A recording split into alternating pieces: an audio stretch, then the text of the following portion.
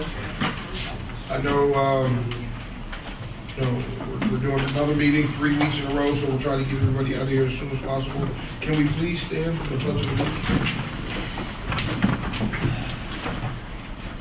Allegiance to the flag of the United States of America and to the republic for which it stands, one nation, under God, indivisible, with liberty and justice for all.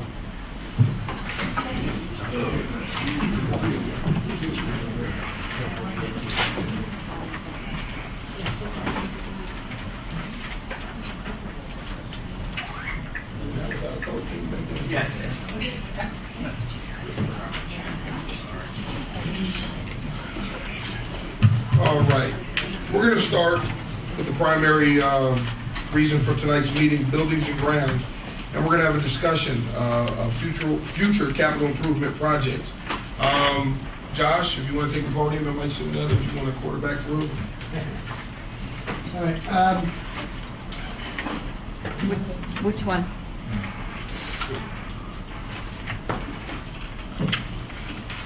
Oh.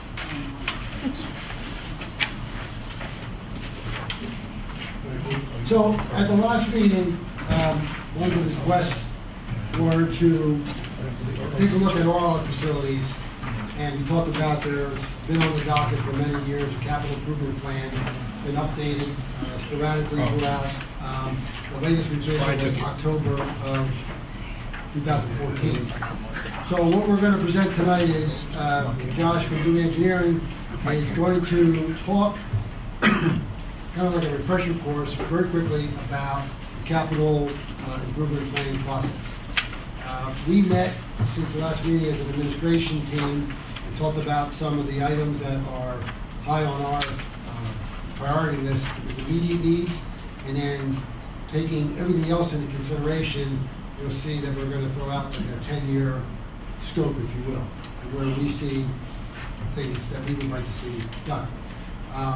And then the second handout that you have are all of the buildings. There's items that have been previously identified, a couple of changes here and there. By all means, this is not the final list. It's really, and part of this meeting is really the basis for begin the discussions to develop a full district-wide plan and get something on the docket and have everyone's input. So with that, I'll turn it over to Josh to go through. Thank you, Mr. Simonetta, and Mike has told me to keep the presentation to an hour and a half. Okay, so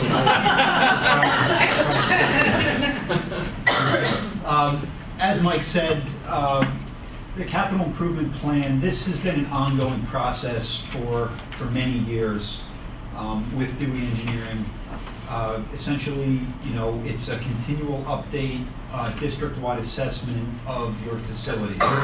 Okay, so we've been working together, with Mike, with Mr. Case, and trying to keep an updated sort of inventory, things that should remain on the radar of continual upgrades or, ongoing maintenance items on a larger scale. You won't typically see the yearly maintenance items that Tim would have in his budget and with his own forces, but we're looking at some of the larger items that would be addressed more so with a construction project for capital upgrades. Okay, so we do go through the buildings, we look at the items, and we come up with our lists of recommendations. I'll take you through how we prioritize those items and kind of summarize them. The long-term planning, which we'll talk about, as an introduction tonight, needs to be coordinated, obviously, with the future use of facilities. And as we had mentioned last time, following the enrollment study and the decision to move the 5th grade, we at least now have a framework of, where would these buildings be in 5 to 10 years? What are the needs of these buildings going to be for the next, foreseeable future? All right, this document is intended to be flexible, to be fluid, something that might be identified as a lower priority 1 year, depending on conditions. Certain things might affect that, could be bumped up to a higher priority.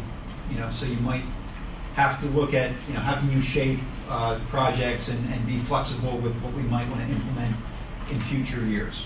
Okay. From the capital improvement plan, in recent years, we have completed roof replacements through the public bidding process. We resurfaced the tennis courts over at the high school, for example. The exterior of Paxinosa 2 summers ago went through an extensive masonry facade rehabilitation, and the boilers at Pax were replaced. So those are just examples of some items that come about through the capital improvement process. Depending on the scope of the work, the capital upgrades can be executed in a couple different ways, okay? And what's nice about the process is, as your district engineer, Dewey Engineering will remain the primary point of contact. So with a summer project, such as a boiler replacement, Dewey Engineering is the design professional. We would retain any specialty sub-consultants that are needed. And we, although we don't have an agreement directly with the contractor, we work directly on your behalf, to be sort of your mouthpiece, work on behalf of the district, and really be the primary point of contact and work with the contractor to execute the work. Some of the larger projects and some of the things that we might start looking at tonight, reimbursable projects, i.e. PlanCon projects, some of the larger scale projects where you would want to engage an architect and design team. Again, we would remain the owner's advocate, primary point of contact. However, at that point, you would still have a separate contract directly with an architect and his design team. Okay, so we would manage the process with, sort of shaping the design phase, working with the architect, and moving into the construction phase. Again, we would be the construction manager, overseeing the work to be performed through the public bidding process with the contractors. I included just one slide of examples of capital improvement recommendations. This slide happens to be for Palmer Elementary. I just picked one of the buildings.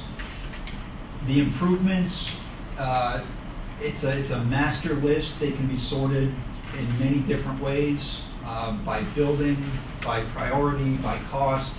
So I just wanted to show you examples of items that we would be recommending, through our building walkthroughs and the capital plan, replacement of electrical distribution system, replacement of windows throughout the building. So we come up with that list. The column highlighted in yellow is the priority ranking. Okay, so we look at the items, we try to come up with an assessment of various impacts to certain things, including safety, curricular value, how many people might be affected by this condition. So what it does is it helps to create a more objective approach of how we feel these are important in the district. It takes some of the subjectivity out of us saying, oh, this is very important. No, this is not so important. By taking it through this priority matrix, it really helps us to give an objective look on what should the priorities be. The higher the number, the higher the priority. Okay?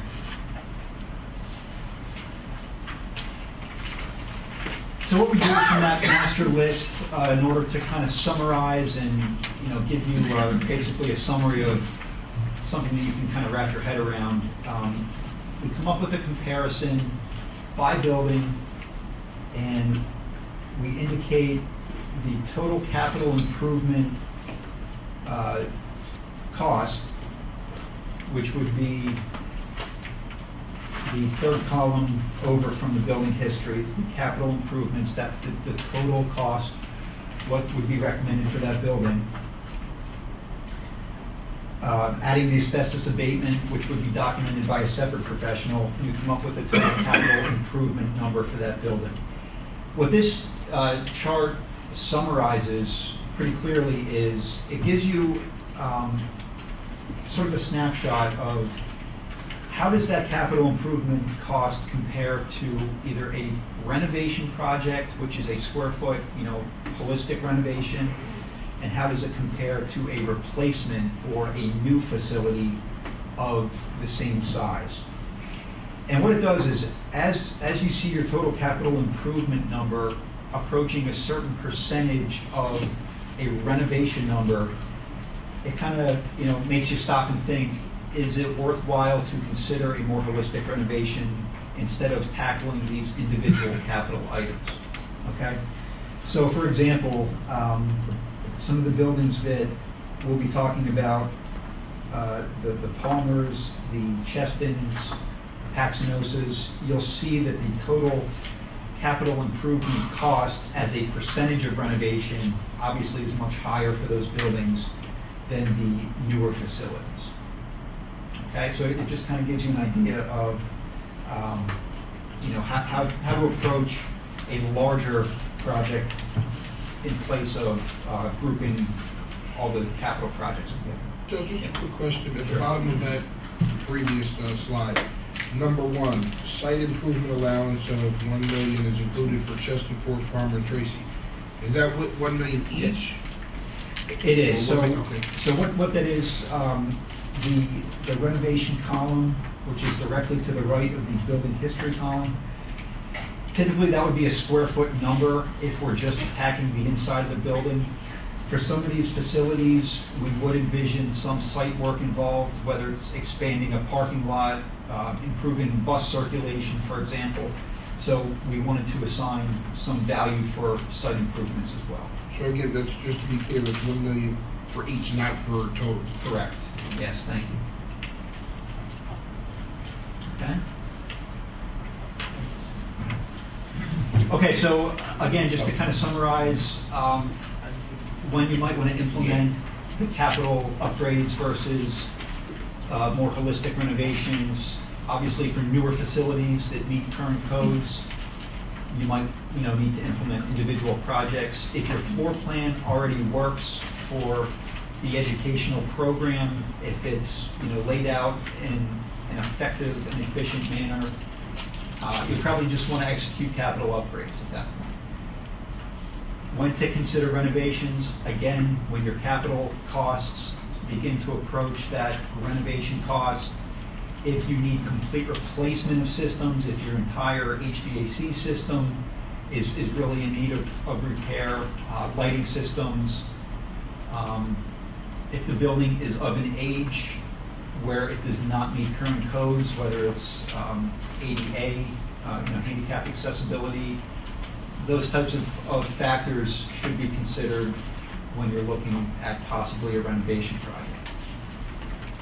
If you'd like to take it a step further, when you might want to consider building new, well, basically, all of our renovation factors we've hit.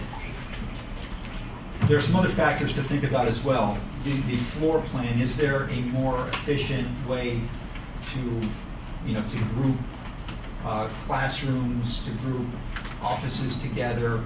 Can we really improve the functionality of the building if we were to have a completely fresh floor plan? Are there site issues with how the building is situated on the site, with how the internal roads or parking work with the site? Those types of factors would be considered when you're looking at possibly building a new building versus renovating an existing shell, so to speak.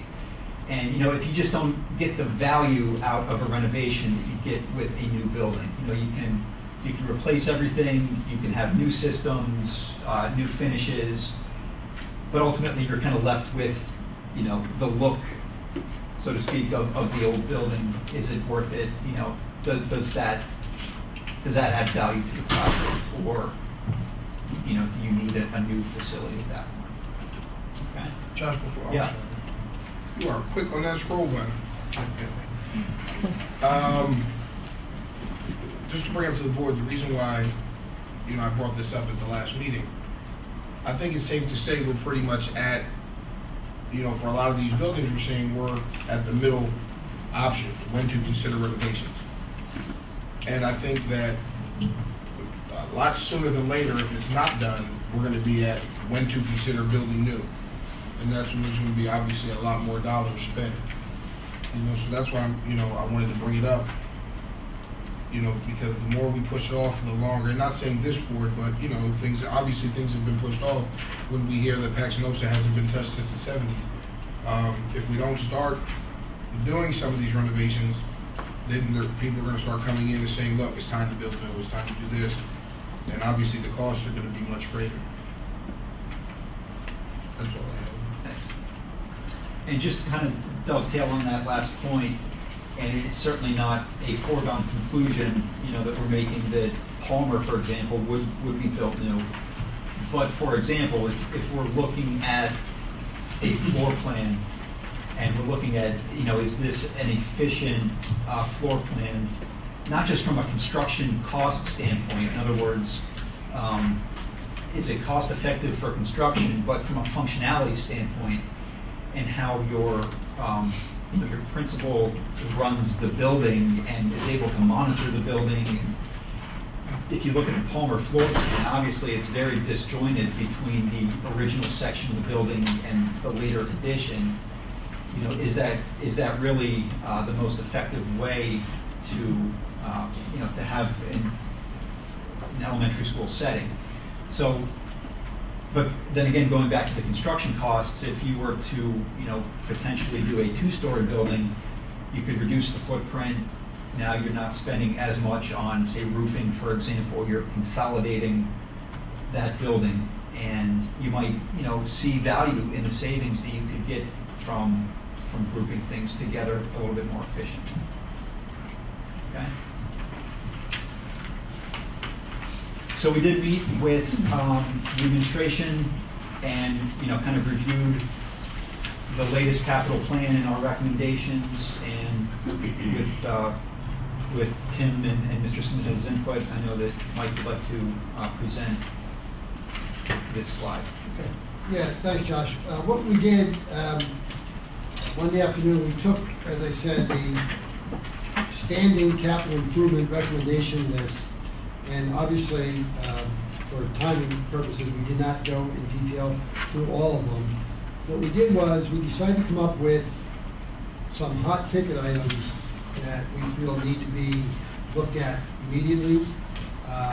What should be done, over the next year or so, the next couple of years, and then in an effort to include everything on some type of projected plan, we have down here years 7 through 10. One of the main reasons for that is we can't put it all. We're not going to do it all in 4 or 5 years. So what we looked at for this summer, and we've talked about these 3 items for year 1, is that chiller repair, that renewal, as they call it, at the high school, the HVAC controls, and the boiler replacement at the field house. Now, let me clarify, these numbers here are high, I guess is the best way to do it. They're covered. We do not anticipate in any fashion that the cost will exceed these numbers. When you talk about a boiler, for example, at the field house, it seems pretty high for a boiler just for the field house. But that includes contingencies, fees. Obviously, when we go out to bid, we are anticipating it's going to come in lower than this, much lower. But we didn't want to put a number out there and say, oh, it wasn't 70, it was 100. So we're just playing safe on these numbers. And then the other numbers, you'll see match up to the capital improvement total list. So we're in severe need in year 1. The chiller, the controls, and in that boiler, we have been doing Band-Aid work on those things every year, trying to keep them running. Year 1 and 2. I have one question on year 1. These 3 items on year 1, those are things that are covered under the ESCO program. Correct. If we move forward with that, then that comes off, our list. It goes on their list. But we want to put on there as a priority for us. This is what we're looking to do immediately. Year 1 and 2, and that's where we were talking about the Paxinosa renovations. As an administration, we believe that we need to get that back on the docket, and we need to start the process with the development, getting the architect, doing the bidding documents, and start addressing that issue. One reason, the main reason, the money is already borrowed. We have the money for that up to about $11 million. So as I said in the previous meeting, we would pick the major items and then do alternates for the remaining, and we can pick and choose. We're hoping and we're assuming that the bid, once you bid these projects, are going to come in well below 12/8. I mean, and then we can pick and choose with the alternates to get it down to that 11 million. Year 2, we've already talked about, and we have the endorsement of the board with the approval to have Dewey do the design documents for the moving of the academy over to the middle school. The pool. We had, I don't think we ever formally presented it at a committee meeting, but we had a study done, and I think we talked about basic fix, $250,000. The concern about that was you fix those areas, that would get the pool up and running, but there's some major areas in phase 2 that could go the next day, and it would kind of be a waste of that $250,000. So what we put on our plan was to do phase 1 and 2 of the recommended repairs to the pool. Now again, as a board, we have to decide if we want to put that money into the pool, or a new one under the big capital plan, or not at all.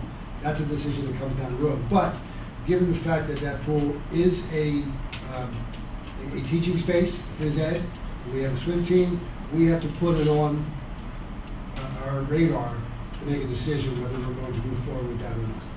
So that's why it's there here too. Question for you regarding the pool. We heard before that we're kind of grandfathered in a little bit now with the fact that we're not in compliance with the state regarding the amount of lanes and with the depth. If we start doing these things, are we still grandfathered in, or at that point is the state going to be looking for us to start adding, getting in compliance, adding the lanes, adding the depth that they're requiring? I think we're okay with the renovations.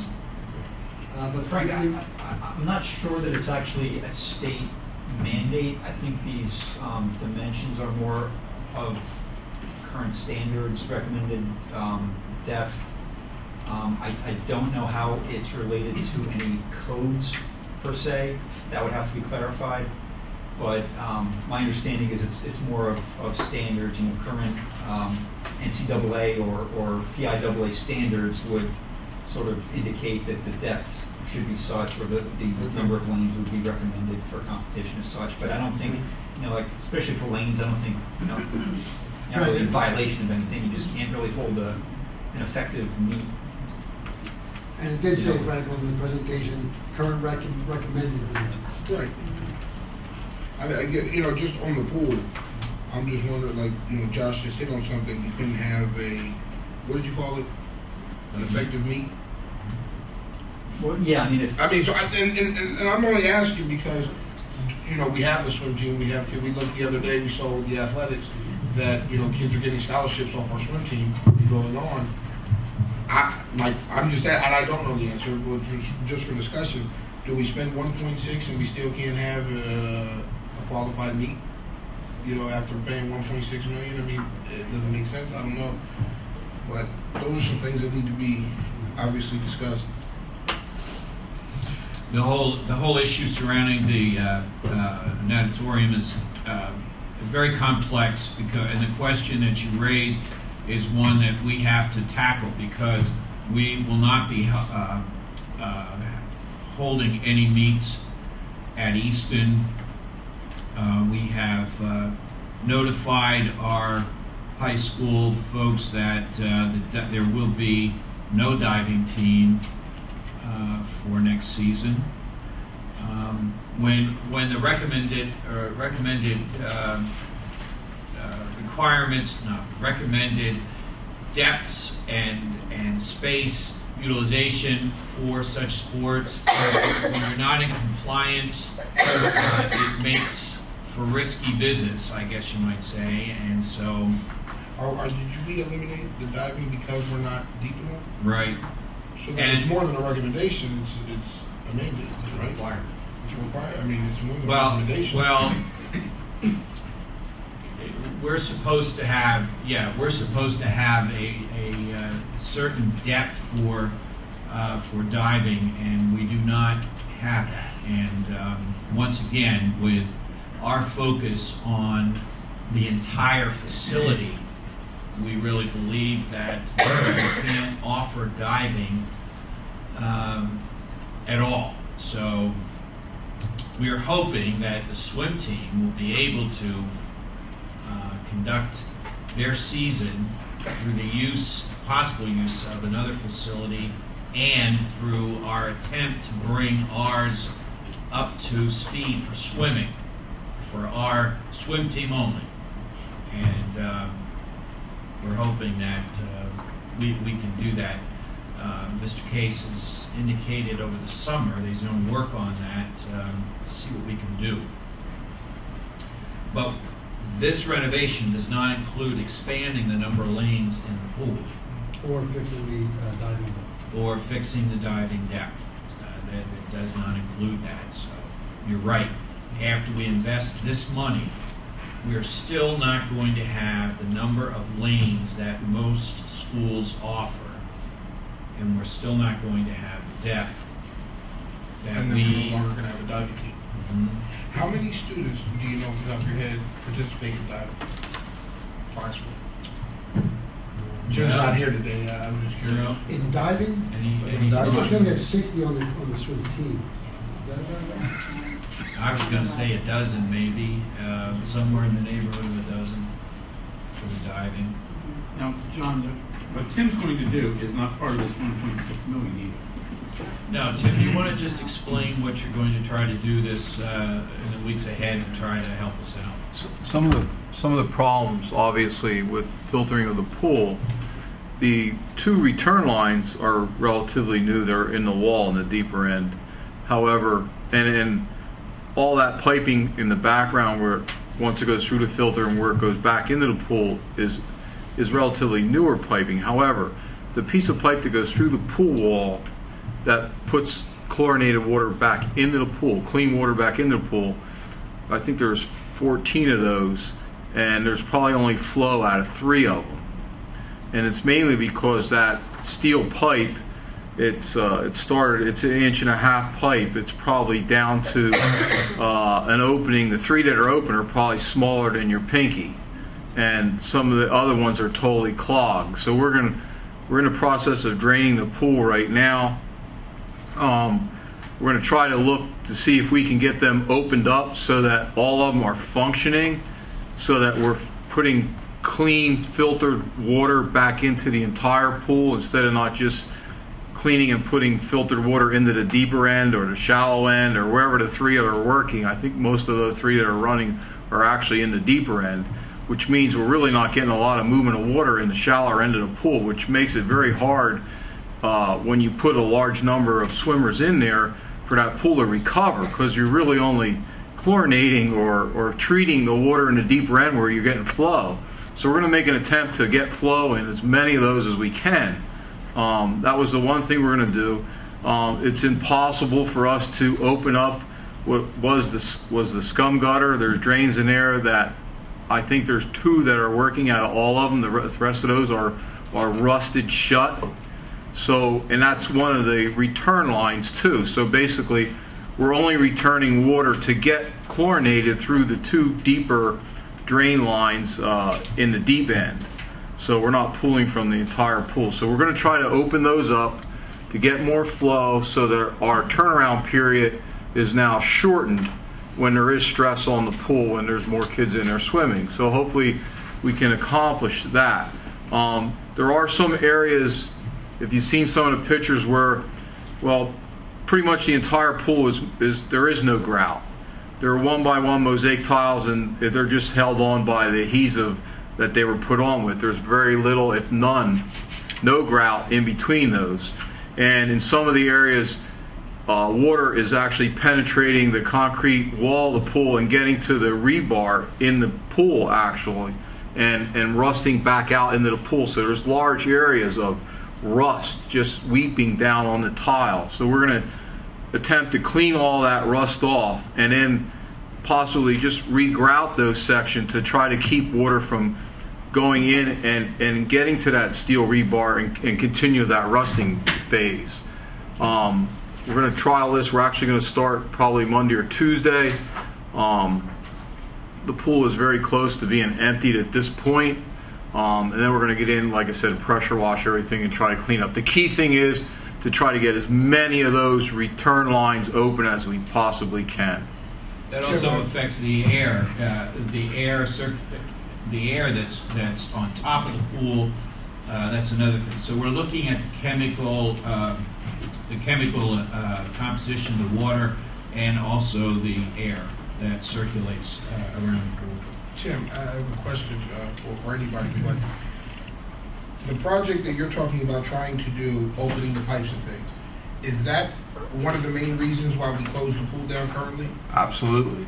So my question is, you guys are gonna try to Band-Aid fix it up, and I understand that you're trying to save us money and get us up and running. Yeah, what we're proposing to do, Frank, or what we're trying to do is something we did like 4 years ago.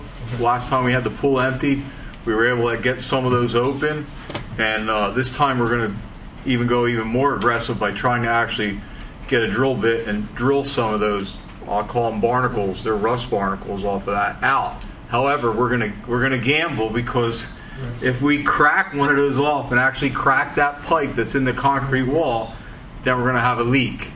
Which means then we're gonna turn around and we're gonna plug one. If we have a leak on one, we're gonna plug it shut forever. So Tim, you kind of just helped me there, and I appreciate what you guys are doing. You're trying to save us money and get us up and running. But you just helped me by telling me something. You did it 4 years ago. So my question is, you're going to do that, hopefully, you're going to do it again, hopefully, what if we only get 4 years out of it? Now, in 2 years, we're going to pay $1.6 million, and potentially Tim might have to shut the pool down again. You know what I mean? Whoa, say that again, Frank? You opened up the pool, you opened up the tubes about 4 years ago. Yeah, but with your 1.6, all that's getting replaced. I thought what you were doing, didn't you just ask what he was doing is separate? And they said, yes, it was separate. No, Bob just asked it. so what I'm proposing to do is there's the number attached. What he's doing is separate, understand? Yeah. The 1.6 is going to get done. His team is going to put Band-Aids on this to try to get it up and running for the reason it's shut down. Right.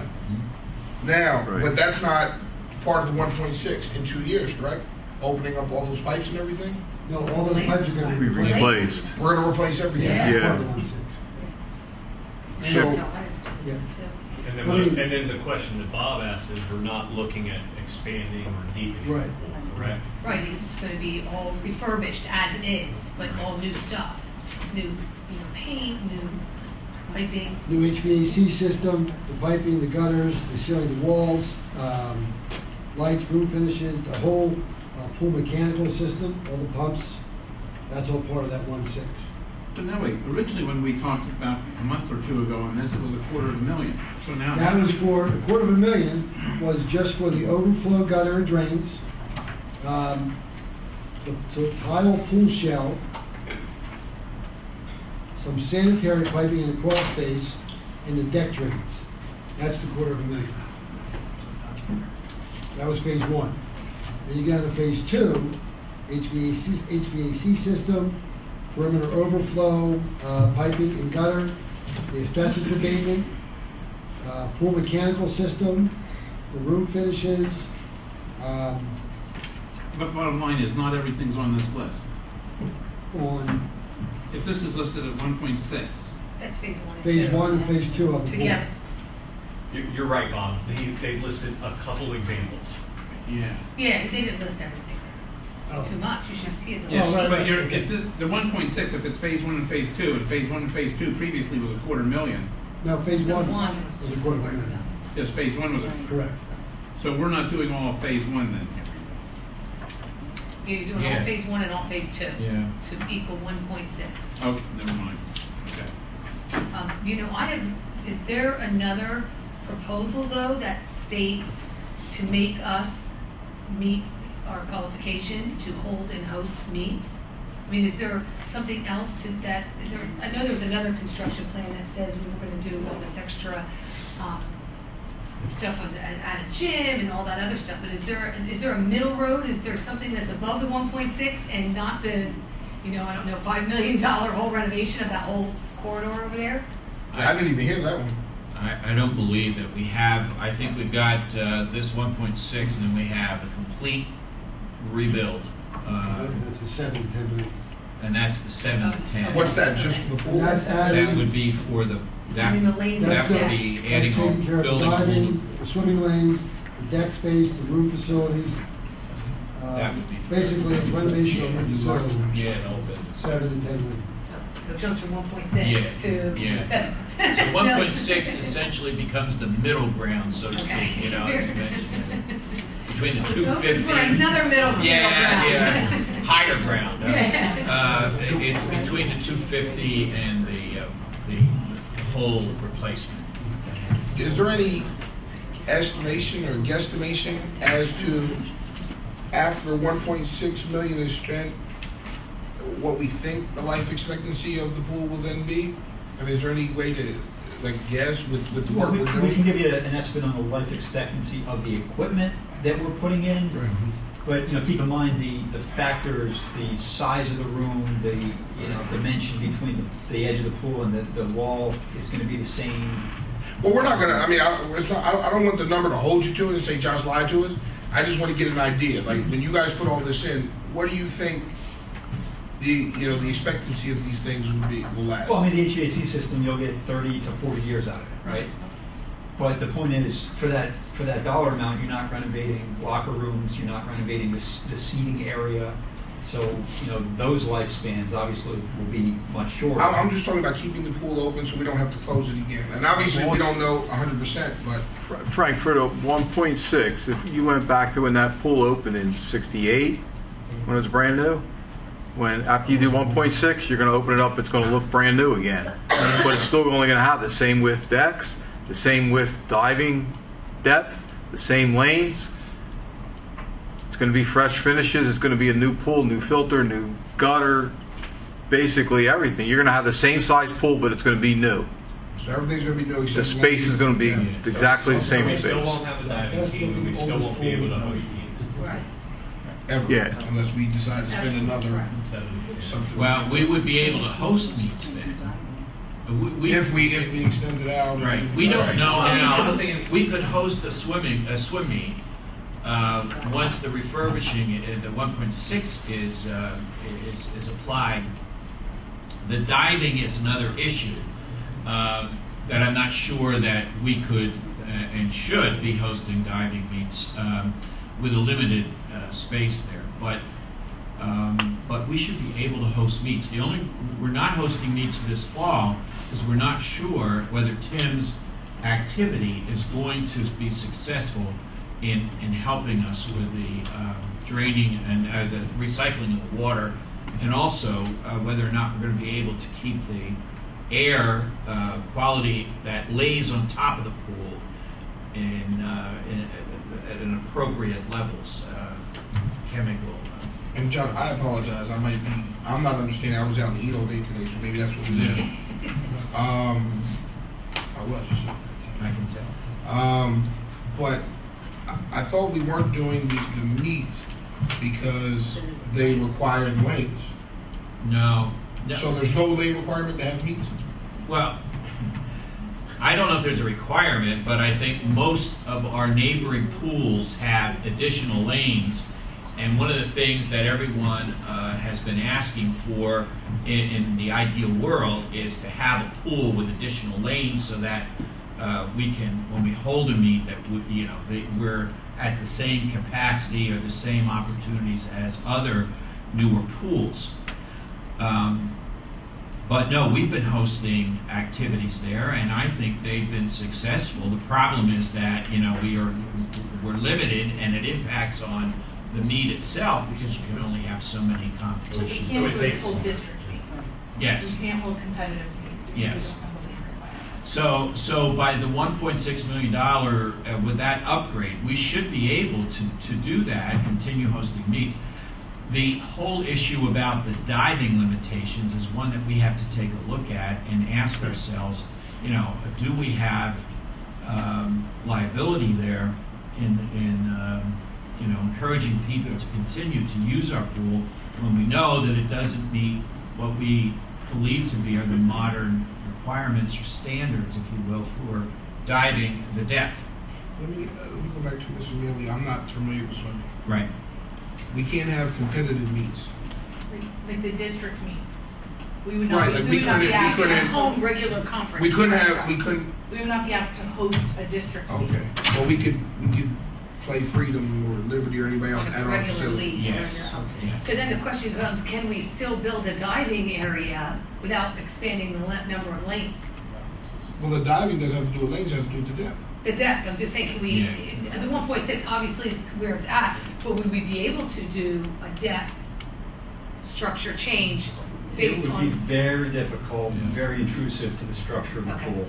Well, I mean, that. it's a poured concrete shell that you'd be cutting out and reshaping. and- Okay, well, I'm just saying, I know you can't go wider without major construction, but I was thinking, depth, maybe you could jackhammer some stuff down.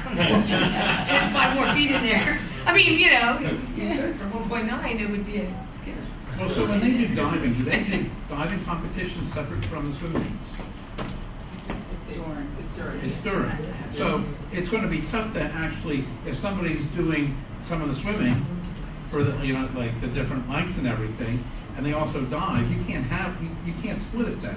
You're really going to always have to have it at a way safe if you don't have diving. Diving, correct. Diving will always have to be at another site. So we really couldn't do a we couldn't do an Eastern Freedom, Eastern Liberty type thing in our pool because, Because the diving comes with the swim team. yeah.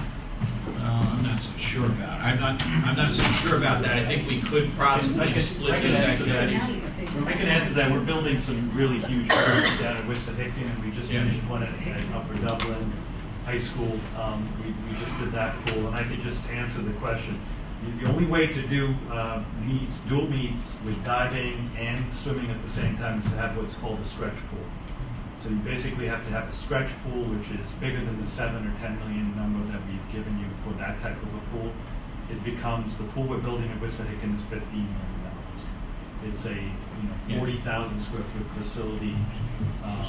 Now you're talking about dual meets where you can actually have a bulkhead and you can have diving going on at the same time, where you have the length to continue to also have swim meets at the same time. Otherwise, usually what happens is they usually have the diving, they stop, and that's why with your pool with the 6 lanes, it's even worse. The 8-lane pools, at least you can get more swimmers across, and then you can shut down, and then you can do your diving. So they're done separately. I'm pretty sure in your case you can't have diving and swimming the same day, because people will be sitting there for 4 hours, in the heat, waiting to watch somebody dive. Okay, it just doesn't happen. So you really need a stretch pool. That's a whole different category. I don't think you're talking about that. But realistically, I think you're putting $4 million into that if you spend the $1.6 million. I mean, that's just my opinion. Say that again? You're spending good money after that because you've already done this before. You've done this renovation to your pool already once. You want to do it again in a limited size pool that doesn't comply, with any of the current standards. So, you've done it. You've Right. renovated this You pool did. before. No. You've done the piping replacement in 1970, I think we did some. We did the filter Filter replacement. repairs and some of that. So you'd be doing a full gut of the pool, but you'd have the same size. So that's really a tough decision because the value goes from 1.6 to like 7 million. 7 to 10 is because we don't know what size you want to make it, what size your locker rooms want to be, how many bleachers you want to have. All of those things, that's why the range is 7 to 10, correct? John? Because it's 7 really... to 10 is everything. Lockers, bleachers. Exactly, because you need the whole thing, and ADA compliance. Currently, your ADA compliance is not the best. But it's not the stretch model that you're talking about. Right, that's 15 minutes. So, Right. So I don't think we should be in the diving and swimming simultaneously. That would be a whole different project. a district near us has a fairly new pool. Yeah. We built the one in Nazareth, Yeah. and we're doing the one in. Is that Northampton. what you would define as a stretch? No, those are not. That's not. No. Even if that's there's not not a pool. There's not a pool around here that's a stretch Wow. pool. You got to go see these things. They're, Wow. The room, the shell, for example, at Nazareth is maybe 10,000 square feet. The pool, about 11,000. This stretch pool is 30,000 square feet. The room. Man, That's what you have In your house, right? Yeah. Come to my house and swim all you want. We'll be doing We'll bring the multiple. dive team when we do it. I take you up. So I just wanted to clarify that. Thank you. Thank you. But Again, it sounds as like I a said, bigger project than this. this is a working, a discussion document, so Get our fundraising hat. we have, and as I said, we need to make a decision.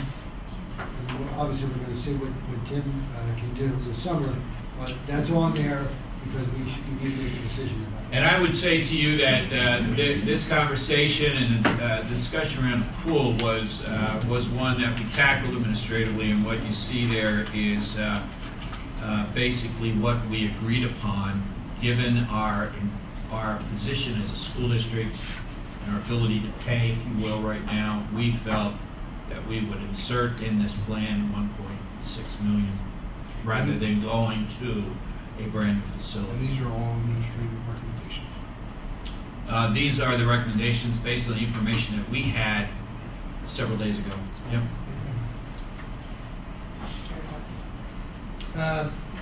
The other, last thing on the year too is the roof replacement in Tracy. That's a severe need.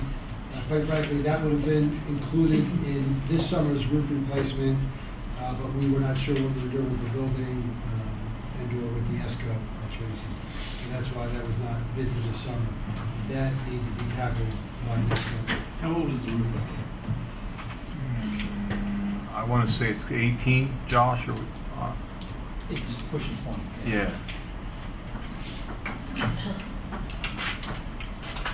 And we've recently traded that a couple of times or whatever. Not that I'm aware of. No. And so it just has the cracks and The everything. problem with it, Bob, is there's a significant amount of bubbles on that roof. And there's a lot of movement on that roof in weather conditions when temperature changes. And we have, because of the age of the roof, the plies aren't as strong as they used to be, so we constantly have tearing of the plies when we have the differential changes in temperatures. I've seen the leaks there, which means you don't know what other structural damage there is underneath that may have to be addressed too once it comes off, right? Well, I think when we looked at it, they changed all of the insulation board under it. Let me just jump in, and that's actually a great point that I wanted to make with this slide and these figures. Perfect example, Mr. Fainall. You do need to consider contingency amounts with every one of these projects, whether it's phasing, if we're going to interrupt certain portions of the building and kids need to be relocated. Those types of considerations need to be made. They're not included in these numbers because we haven't really wrapped our heads around what the scope is, first of all, and how we plan to execute if it is a renovation. So just please, keep those types of considerations in mind. It's not up on that screen, but there is a disclaimer on the bottom of the screen. All costs shown above are based on 2015 construction prices and are subject to yearly cost inflation and adjustment based on final scope, phasing, and contingency, which is not factored above. Back to what I asked Josh earlier at the bottom, site improvement allowance, that 1 million in each of the schools. So like Bob just brought up, you rip open the roof and you see something, that's where that million would then come into play? Well, that million in particular was for site considerations. In other words, Okay. Renovate the building at this square foot price, and also, set aside this much for potentially what site improvements you might want as well. Landscape and stuff. Oh, so if you tear down a wall and uncover something else, that doesn't count for that? Correct. That would just be, site improvements. Right. Well, and could I just also say that when we're looking at the list, and we can use the example from Palmer School that they used in this handout, we look down through that list of items that have been recommended to be placed on the list. We are able to pull out some of those things, I would suspect, and that will also assist us in trying to develop a more contracted list of things to work on.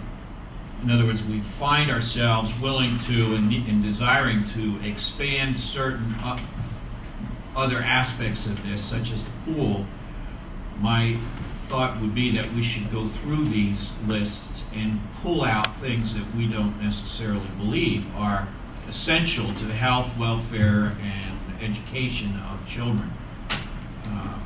And that's a great point.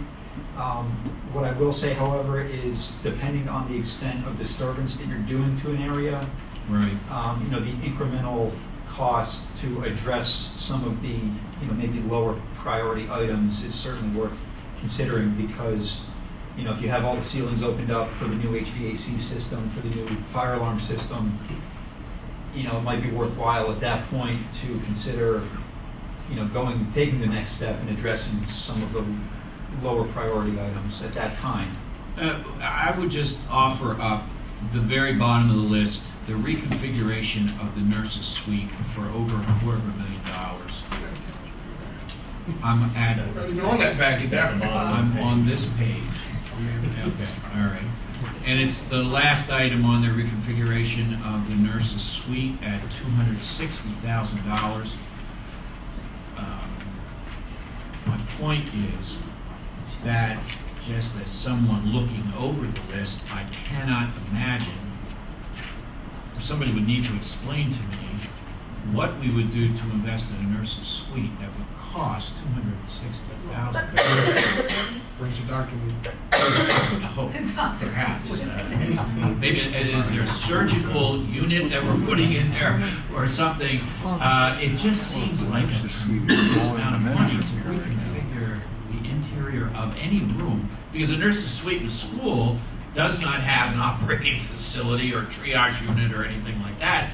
I just wonder if there's some way that cost could be lowered. Sure, and these would be evaluated. I'd have to look at this one in particular. Yeah. I'm not sure what kind of ADA considerations, if walls were being moved and those types of things. I know at this stage it's very hard, but I guess where I'm heading with this is that if indeed we feel that we need to shove more money into the or some other things, that maybe what we have to do is look at these and say, well, you know what can we get by with a far lesser investment in the nurses' suite, for example.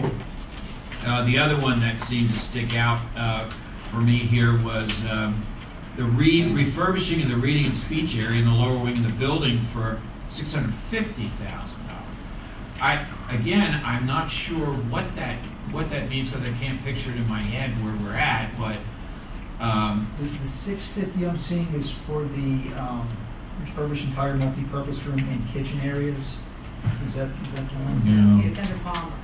Under Palmer, It's like it was on the page that you offered for examples, Josh. But Mr. Reinhardt, if I could interrupt, you're looking at Palmer School, right? Yeah. So at this point, we can look at all those if we're going to renovate Palmer when that Right. comes. I mean, that's going to be a decision that someone's going to have to make. I don't know that if the recommendation is to renovate Palmer, because if you look, like, why is the nurses' suite $260,000? Well, if we went to the nurses' suite at Shawnee Elementary School, that it's a building that was just redone, and then we took the nurses' suite that we have at Palmer right now, it'd be like the nurses' suite at Palmer is probably smaller than the men's room here. That's probably why it's so much, but we're not. To the tune of $250,000. But I'm not. What I'm saying is to do that at that old structure would mean expanding it considerably. I understand what you're saying. I I know we're not there, but my point is that Right. if you take a look at the total costs for lots of these items that we have placed on the list and believe need to be changed, I do believe that we can scale back a lot of these costs by taking a longer look at what the end result is that we want. I'm not sure what a nurse's office, and I'm only using this as an example, but I'm not sure that a nurse's office in a school, I just don't know that it has to be, I don't know that we have to use the nurse's office at the middle school as the ideal. That maybe indeed at an elementary level school, and an elementary level program, and in an older building, maybe we need to look at reusing one of the classrooms and putting it in a different location knocking down that price. I'm just concerned about some of the prices that we see associated with these renovations. And John, that's when I agree with you there, but I think one of the things is that's where when the architect comes through, and they walk through and they look at it with a whole different eye. And then you look at it a whole lot differently, and they come up with different options and everything than what are listed here. Yes. And that's what makes a difference in the pricing. Yeah, and Exactly what you just mentioned is what occurs sometimes. And what they'll do, they'll look at that and they'll say, okay, we take this classroom for this classroom for this, and maybe you have to add on a section of a building that's going to contain 4 new rooms or whatever. But because the other part of it is, you have to bring those up to sometimes the standards, just such as when you have the nurses suite today, based on how many students you have in the building, you're supposed to have so many individual rooms where they never had that before. They didn't worry about having every student sit next to each other if they were in there. Today, you're supposed to keep them separated with all the walls and everything. So all those little things I know make a difference, but I do think with an architect, you take a whole different look at the suite. But wouldn't the architect take the recommendation? See, I like the way this is set up, what Dewey did, because in my opinion, we look through and, they put everything that needs to be done, right? They're not telling them, and they're setting it up by priority. So we can look and say, well, right now, we don't want to spend $58,000 to power wash the exterior brick, right? So then you direct or set parameters for the architect. So I think the architect should be taking the board and the administration's idea of what they want to do and then creating it off of that. No, because what they do, Frank, when they lay out the specs and you go back over, and the board has to be very active in looking at the stuff too at the same time. When you look at it, they'll make it, they'll put in various addendums. And then it'll be, okay, well, you want to do this, it's going to cost you X amount of dollars. You're going to do this, it costs you X amount of dollars. And then as you go through after the bid and everything, you say, yes, I want to take this option, not on this option, not on this one. And you start picking the options. And you may have, I hate to say it, 20 different options, but you've made the choices, but you at least have the pricing for them to see where you're going to be. But are we eliminating that step since we have it right here? We have the options and the price is here. You're nowhere near what they may be when they bid a job. And depending how you do a job. We're nowhere near it? No. When you turn around, if you bid, things to talk about that they mentioned before, if you take, let's say somehow you could move all the students out of Palmer or out of half of Palmer and redo half of Palmer, right? Or you can move all the students out of Cheston. And I'm going to open that one right now too. Let's say Cheston. We look at that, and based on the numbers here, we say, you know what, it's a rebuild of Cheston. Well, can I just address one thing you said, because I want to understand. Yeah. So you're saying we're not even near a reef. You just came to the microphone at the right time. It says here for Palmer, we're looking at $15,000,005.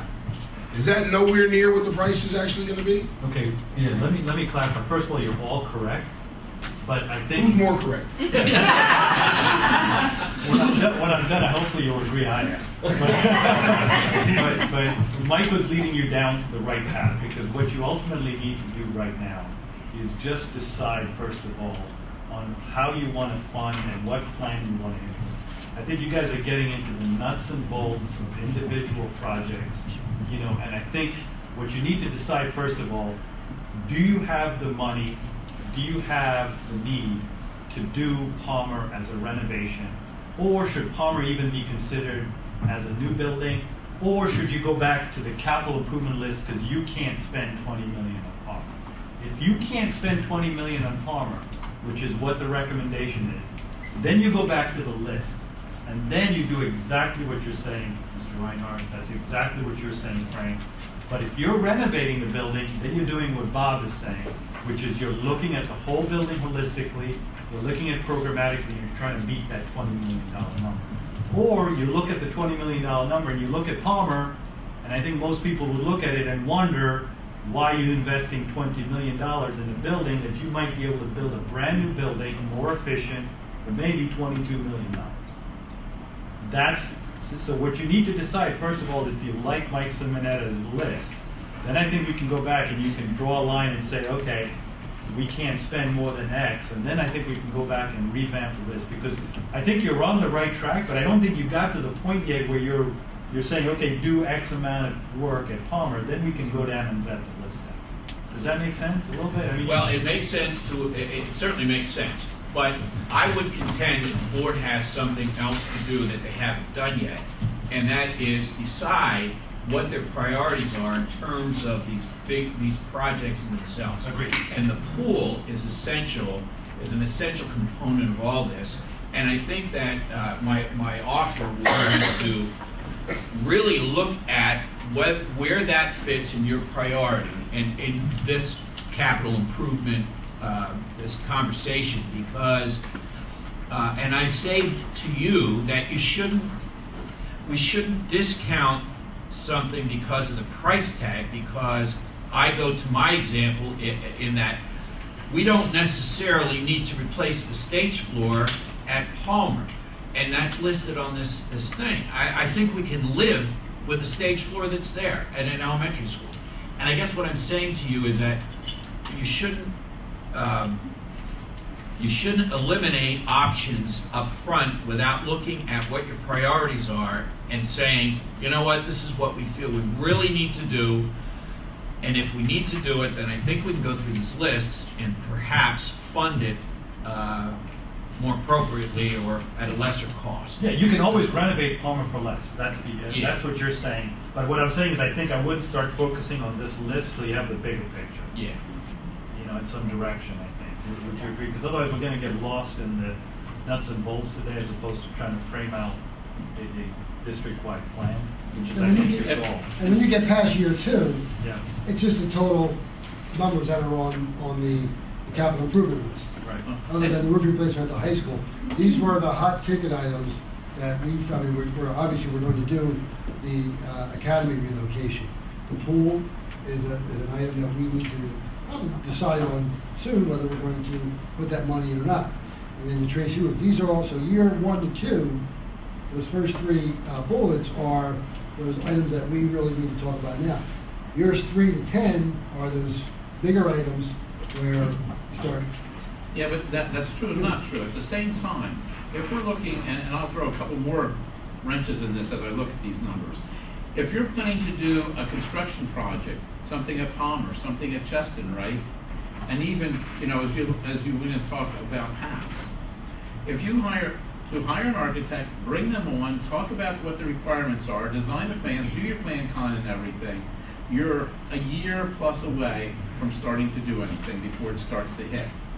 So if you want to really do something and you start looking at year 3 out there for Cheston and Palmer, you have to start now to get there. And I'll throw a real monkey wrench in this thing as you talk about Cheston and you look at the numbers. It almost, in a way, and this is top line comment right now, so you get deeper, almost makes sense to build a new Cheston. You have the room over there, and there's a couple things that happen as you look at this and you think about it.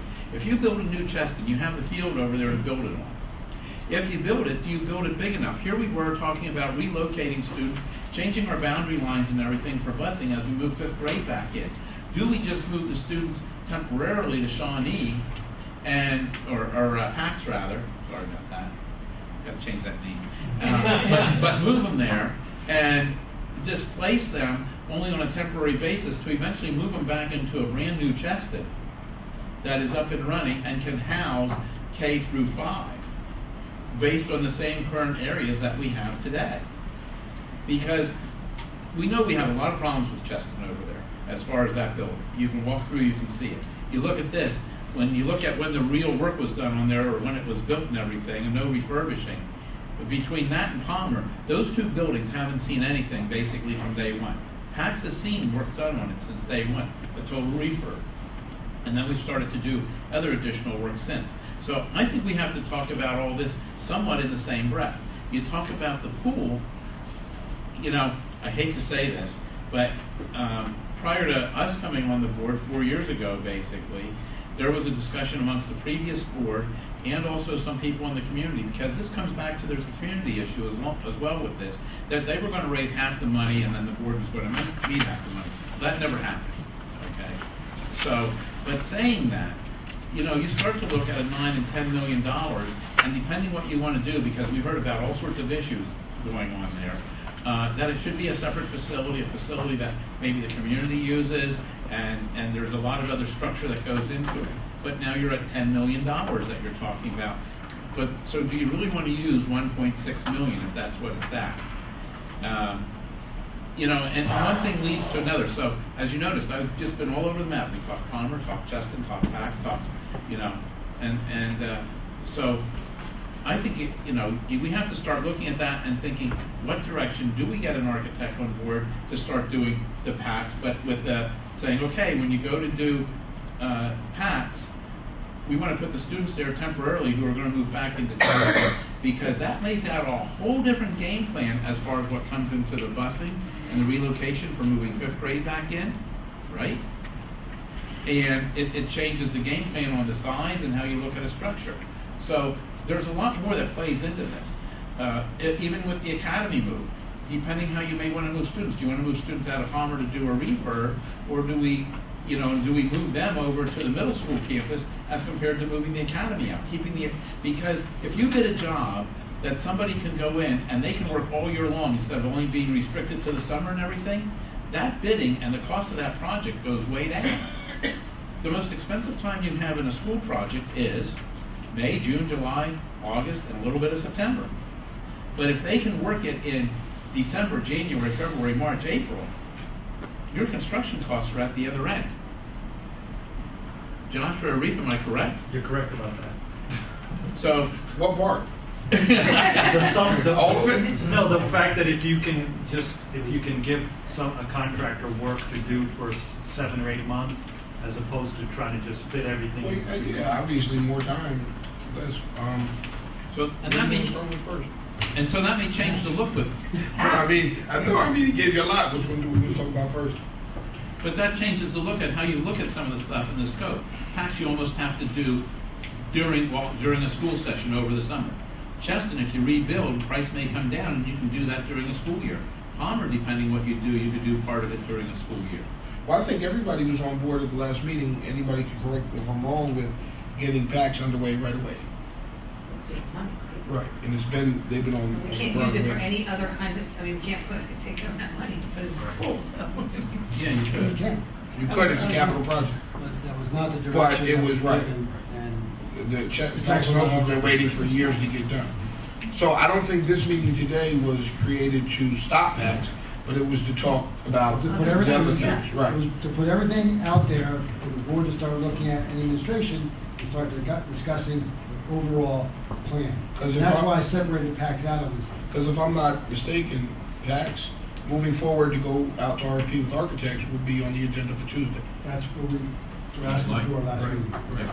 Well, now, and we'll throw another piece in here, something else that we haven't really gotten in depth on. Ken talked about this at the last meeting, and that's, he talked about the borrowing power, but he also talked about, our capital monies. We're around, Mike, 12 to 13 million? That's not Our the bond money? payback under our debt Oh, service. 12 million a year, 13. Almost 13. a year. Okay. Based on laws from many years ago called Act 1, that comes into play too, because the one thing you don't want to do is lose your ability to have debt service. Because if you lose your ability, in future years it becomes more difficult to borrow. So it's great to say you don't have any debt, but at the same time, if you ever need something, you basically can't get those limits back up again. So what he was talking about is whatever we do and how we look at things and how he can structure them is trying to stay around that same level of debt based on the size district we are, for the purpose of whatever we may want to do here and looking ahead for whatever other projects may come up. Because, okay, we're talking about a lot of buildings that haven't been maintained now, but we also have what's going to happen to the buildings now. Talk to campus. 10 years from now, I notice there's a little note on here, but 10 years from now, is that going to need more maintenance? 12 years from now, 15 years? So you're constantly turning over that same amount of money almost to keep maintaining these places. The same with the high school is going to be coming up, and you can see that. So I think, hearing how that plays out and looking at this is another piece of the pie. Well, and that's exactly what we said last week, and Ken, Phil, Yeah.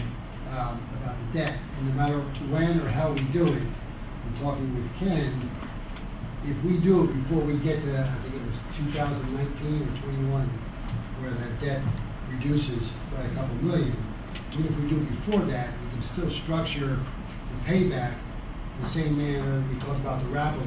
Yep. Paying the interest early, and when we get to that stage where our current debt level, annual debt drops off, then we start paying back the principal.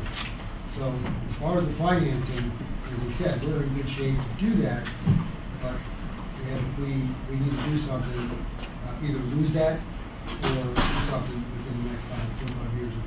So Frank, coming back to what you talked about the architect, the thought is, yeah, we get permit, we give them the option to start drawing up some RFPs to go out, and then we start to interview. The problem is knowing the actual direction we're giving that architect, because when they come in for an interview, they're going to be bringing ideas, concepts, plans, dollars with them.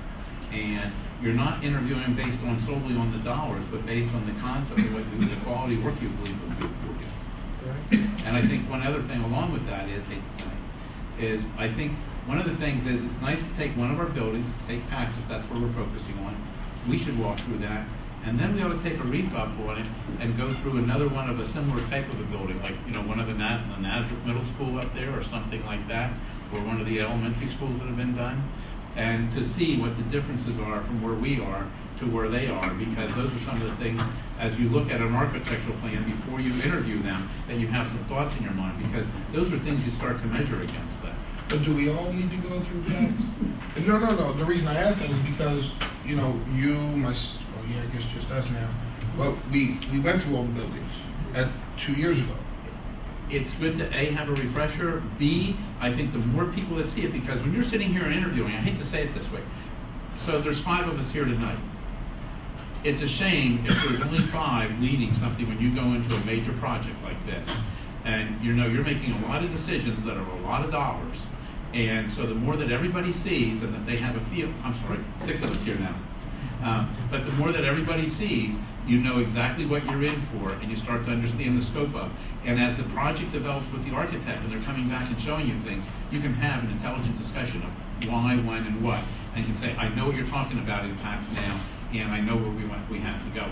And that develops over time. 2 points.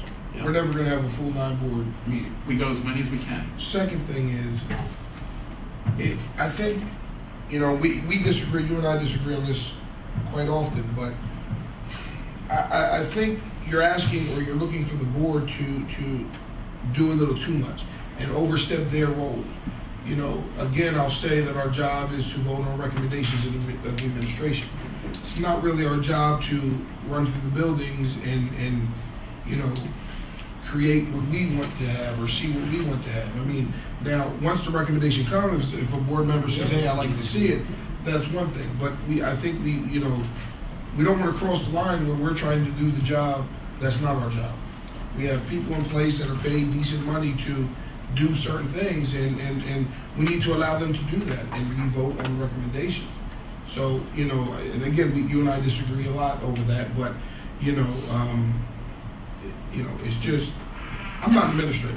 I know, but with today's technology, why can't somebody walk through and film it? You can film it and we can watch it. It's not about walking through. It's a 5-minute walkthrough. It's my just bringing up is, as a board, our jobs are to vote on recommendations and this and that. Our jobs are to make an informed decision based on what they see. That's something you don't want them to vote the wrong way if they don't really understand what they're voting on. I'm not saying for me. I'm just saying there is, there's those pictures in the last slide presentation that we had were very helpful. You could actually see what needs to be renovated. and I'm not saying we got to be in the dark, but there's that line that a lot of boards, board members like to cross that line and wear multiple hats, and that's not really our job to do. And I'm not saying anybody directly. I'm just saying we have to be careful of that. There's administrators put in place, there's engineers put in place, there's this one and that one that are being compensated very well from the district to do a job. Let them do the job. Let them earn their money, and we'll do our job and earn our money. Our money doesn't require another night out walking through. So this, Mike, this is your recommendation, right? This is the administration. Well, again, when you get down to years 3 to 10, this is putting the capital improvement list, on the docket on the radar. Right. We're saying in year 1, these 3 things, they need to be done. Okay. we recommended already about moving forward with PACS, getting the architect, getting that process started now, so that we, as you said, plan on everything else, it's gonna take some time. We've asked for that endorsement. And in year 2, we're already doing the academy move, and then a decision needs to be made about the pool, and we believe that the Tracy roof needs to be addressed. So- After that, Well, I think after that, I don't think we should just stop. I think No, we should- I agree. But we should set that that's plan. what But this we is. should Here's start what this happened. Right, we should 1 and start 2 it. right now. Because Get year started, get 1, going. like we just said, could potentially be voted on Tuesday with the ESCO. That's year 1. Right. Paxinosa could be voted on Tuesday with the ESCO.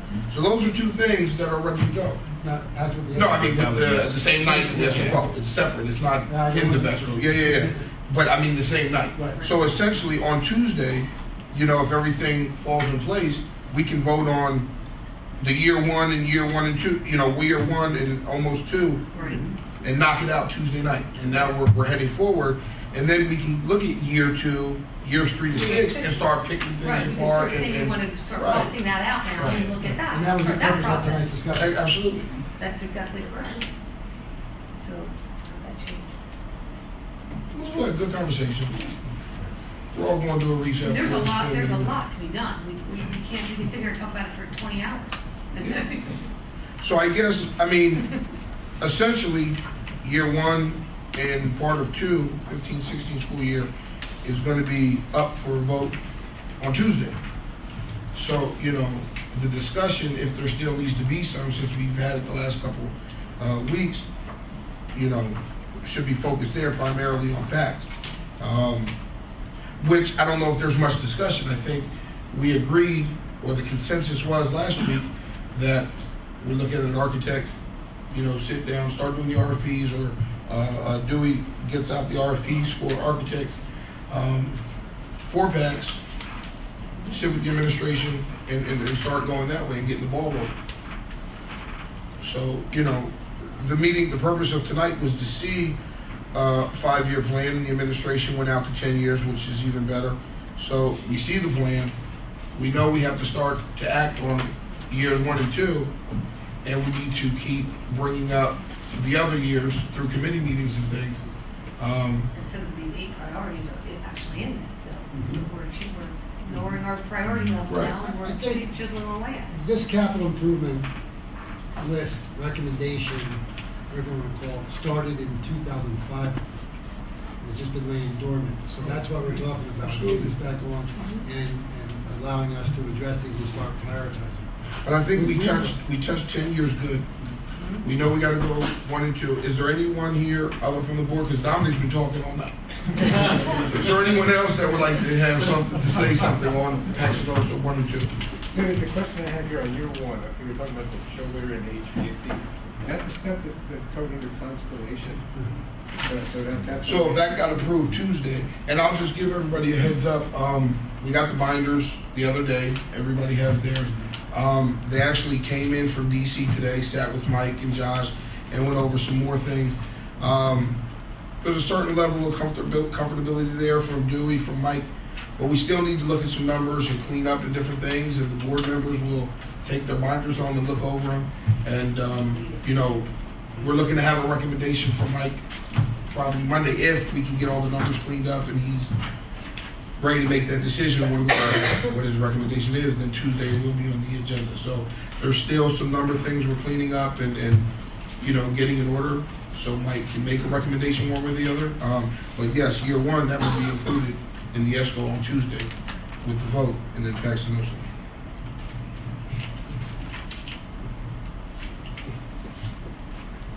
Well, while we have a moment of silence. Frank, the one thing I would say though, I think we still have to look at things like testing and trauma moving in sooner than your 3 through 6. Well, I'm not going to disagree with it, but what I'm saying is we're ready to move on 1 and 2, right? And, you know, we just have to make sure buildings and grounds, unfortunately, Mr. Obie isn't here, but we can bring, you know, pieces up at our next committee meeting, you know, and just make sure we don't forget it and start having those conversations. So when the time comes, we can pull the trigger without, you know. Quickly, not quickly, pardon me. Let me go to letter B. Is there anyone from the public who would like to be heard on the discussion we just had, buildings and grounds? Yes, ma'am. If you can come to the podium and sign in and tell us your name, please.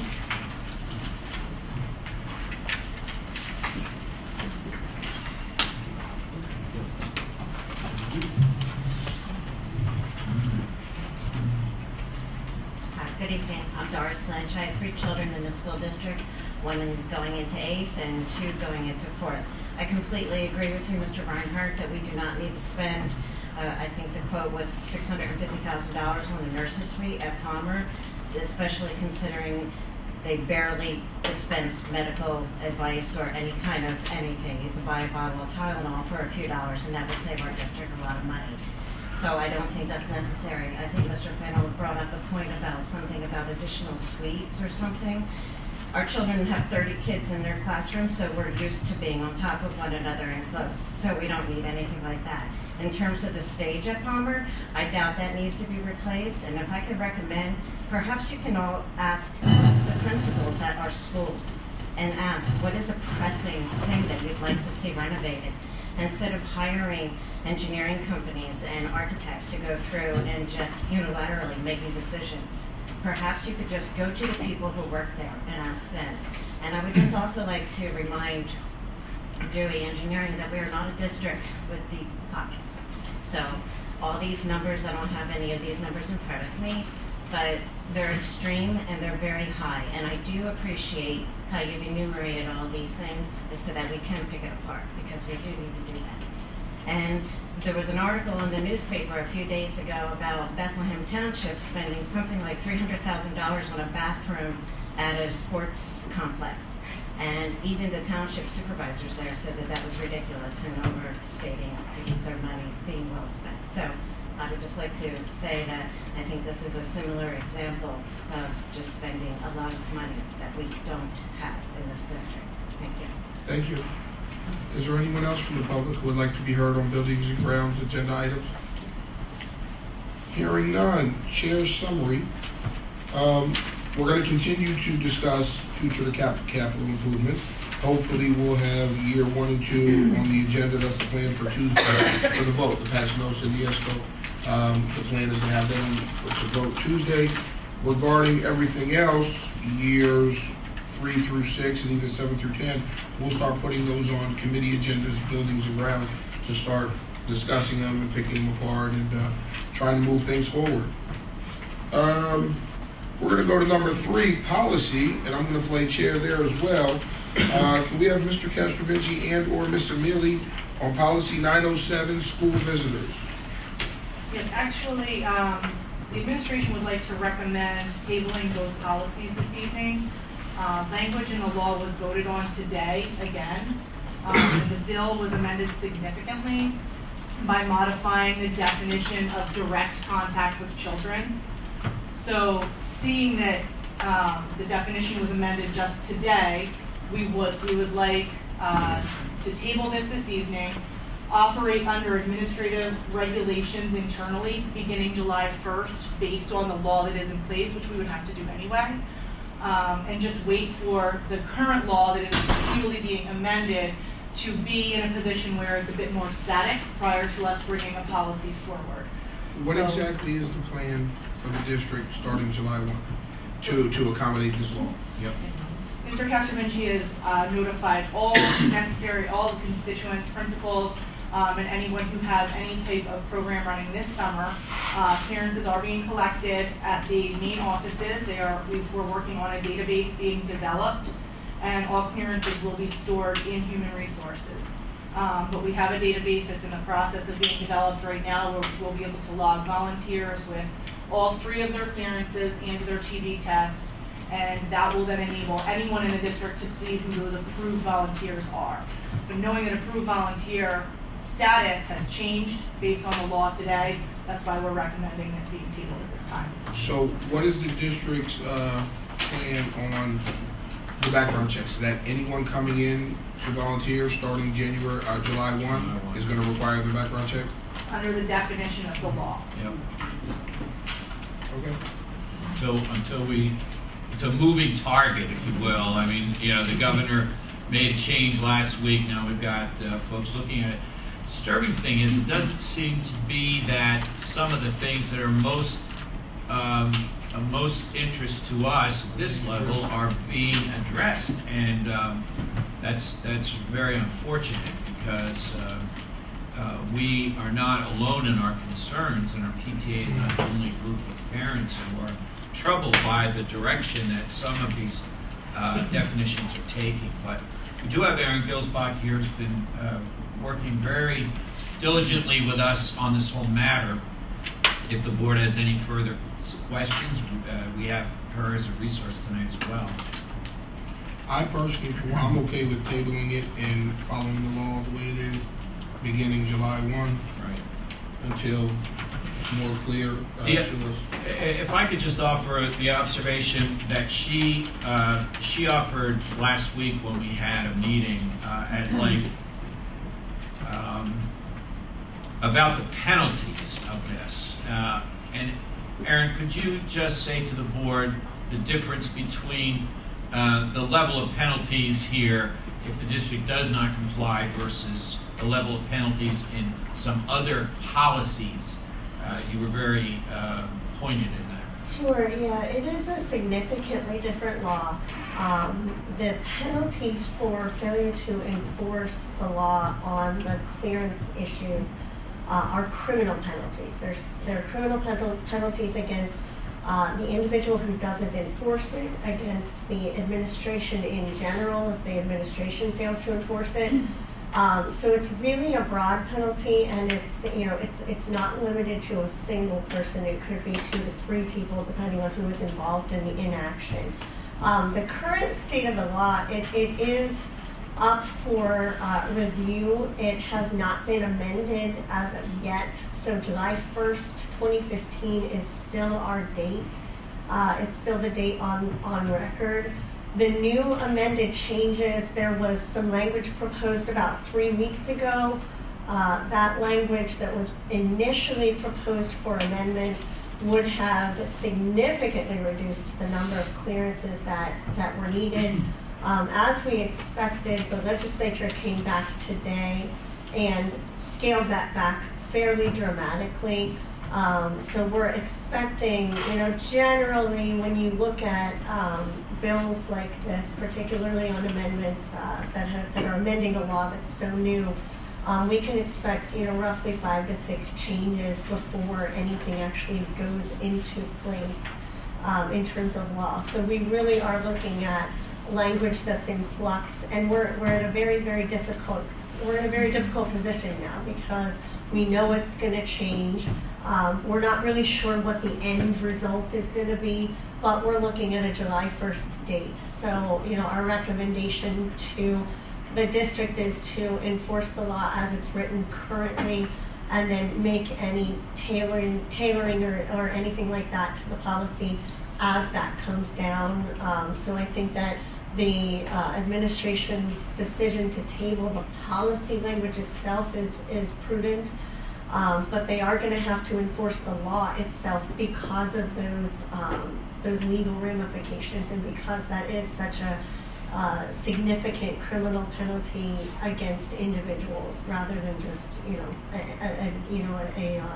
more technical or bureaucratic type of a penalty. Thank you. Mr. Pinnagle, I'd like to add, as a reminder for everyone, effective July 25th, the fees for the PA criminal and PA child abuse will be waived. I mean, that doesn't help people that need to get them immediately for July 1, but I think that date is July 25th. And I'm thinking that's probably so the state can get a system up and running online, to waive those fees. And then remember, the FBI check can be waived altogether if you attest that you resided in Pennsylvania for the last 10 years. Thank you. I wonder what would happen if we started operating in state law. All right. Is there anyone from the public who would like to be heard on policy agenda items? I mean, they were tabled, but they were on the agenda. Yes, ma'am.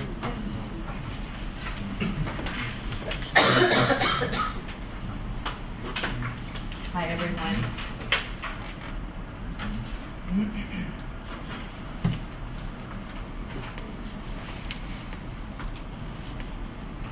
My name is Michelle Robertson. I know a lot of you guys are familiar with me. Just a couple things. First of all, I think absolutely we should table this. I mean, I've been going through, I have the act itself here. I've gone through and marking myself to see how that affects us. Not only as a PTA, but, you know, booster clubs, drama clubs, things like that, because really that's kind of all one and the same. Two things I want to point out to you as you're looking through this that definitely caught my attention. One is kind of the way they're redefining a volunteer. Specifically, we've brought up that, especially at the PTA level, it's, you know, it's one-off instances. It's holiday parties, it's this, it's that. And this new language definitely will impact that. And that's a good thing in terms of the scrambling we would need to do. The other thing that I would look at, and I brought this up at last week's meeting, are the dates. It clearly states in here about July 2016 as a date for folks that were not required to get a clearance in the past. Now, as a district, we can say, you know what, we just want everybody cleared, that's it, right? But that is clearly stated in here, so please take that in mind when you're, because I know it's, you know, it's hard to scramble at the last minute. A couple things. One is just a recommendation as this it rolls out, because I think that this is still going to impact certain people in the group. Like I was talking with one of my board members, the officers should still get this. I mean, we spend a lot of time in the schools, and just to be safe. Could we set up like a, for lack of a better word, kind of a volunteer fair or whatnot, where we have like Cogent come in and do the testing, do everything at, you know, kind of at one time. I know I have a good friend who works at a day camp. They run a day camp, 800 kids that come out. Their entire employees get checked at one time, and it's kind of a nice service to offer, you know, for those folks that are going to be in the school that do spend a lot of their time volunteering. I don't know that, I don't want to interrupt you, but I don't Yeah. know that they come out, but the IU-20 is working on a mobile FBI Great. check system, No. so hopefully that'll come out soon. I know in her case they did, and I don't know it's because they're paying, it's more employed versus volunteer, but that would be a But I nice can service. definitely have this. Great. So in terms of communicating this, and I know we're working towards that July 1 date, and our hands are to the fire, we've got to do it. We've informed the summer staff, but very quickly in the next 4 to 6 weeks, we're going to start ramping up for the beginning of the fall school year. How are we communicating this? We're going to get it on the website. On the Probably website? within the week. I mean, I think School this Messenger. I think that would be great. I mean, I think that this is a big enough impact to Express everybody. Times. Pardon? The Express Times. Express Times, but and also, I mean, the PTA and your booster clubs, your drama clubs, they are great resources as well. It's just keep us in the know, so we can communicate it out. A lot of us have Facebook, and I know it's just one avenue, and not everybody's on there, but it's a great low-hanging fruit for you. And finally, I did look on the website, and I saw you guys now have clearly laid out, here's FBI, here's the child abuse, everything's organized like that. I think if there's language around folks that already have clearances, if you could give, like, how do we get that to you if we already have it? Because I think there's a number of folks that are already volunteer coaches, things like that. How do we get that to you? We'll see that on the website. Those are all things that John is working on Perfect. on the website. Okay, those are just things, questions that have funneled to me that you know, can become problematic real quick. So, I think that's it. Thank you. Thank you. Anyone else from the public who would like to be heard on policy agenda items? Michelle, I'd just like to thank you. I see you here for assisting us in contacting parents over an upcoming event. I know you were Oh, no helpful problem. in Yeah. that, and I'm sorry for the confusion, but I appreciate it. Your assistance. No problem. Thank you. Thanks. Number 4, is there anyone in the public here tonight who would like to be heard on non-agenda items only? All right, before I adjourn, I have one piece of business to bring up. It's non-executive. We are going to have a 5-minute executive session. This is non-executive session material, so we're going to discuss it now. When I started 4 years ago, some board members wanted to hold expulsion hearings at night. So some board members wanted to come, and you know, that first year, I think almost every board member showed up. Since then, you know, you get like one or whatever. The way it used to be, they used to do the expulsion hearings during the day. You know, the staff didn't have to come out after stay late or this and that. You know, is it okay to put it back during the day, or do the board members feel that they want to be there at night? I'd rather see it at night. I'm going to sell somebody, I wouldn't know the facts, and the opportunity for questions at the same time. I don't know what brought this back up again, but I think it's, if you're Well, going the to... discussion came up, and, so we're gonna ask you, because we haven't really been getting much board, support at the meetings. But we haven't had many expulsions either. Not many, but the ones we've had, we haven't had many board. I think, Darren, you were the last one? What's the typical number? 1, 2 board members that? Oh, it used to be, almost a full board we had now. I think Darren was at the last one. I think you were it. I was out of town. So it's just, the question, so we can direct the administration, if we want to keep it, having it at night, we will. If you don't mind, you want to let it during the day, it's during the day. They're typically at 5, right? 5 or 6. It depends on the lawyer's schedule and everything else. The students, their lawyer, our lawyer, it could be 5, 6, it could be 7, just I whatever. think we can find common ground on that. I don't think it needs to be at noon, but at the same time, it doesn't have to be at 7 p.m.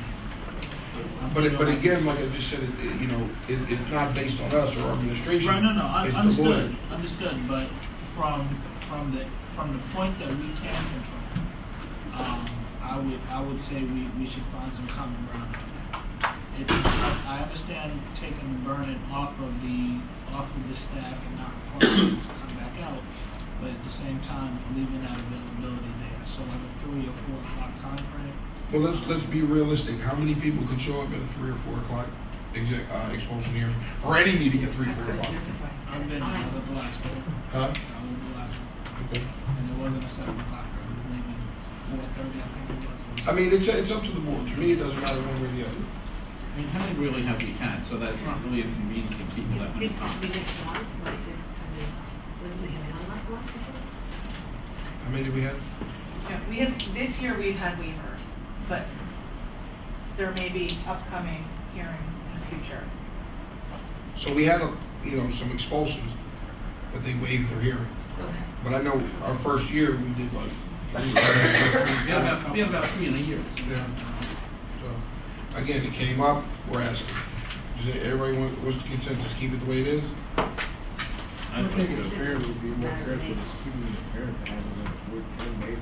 All right. And the board, should make the effort. Well, let's keep it at the same time, and let's try to get more board members to show up. All the meetings. Do you email us that information? Yeah, it does come Right, out. and then how long do we usually have to respond? Like a week, Yeah, they have to be held within 15 days of the infraction. Okay. All right, so we'll keep it where it is. We're going to have a short 5-minute executive session. If everybody can please get in right away. Can I have a motion to adjourn? All those in favor?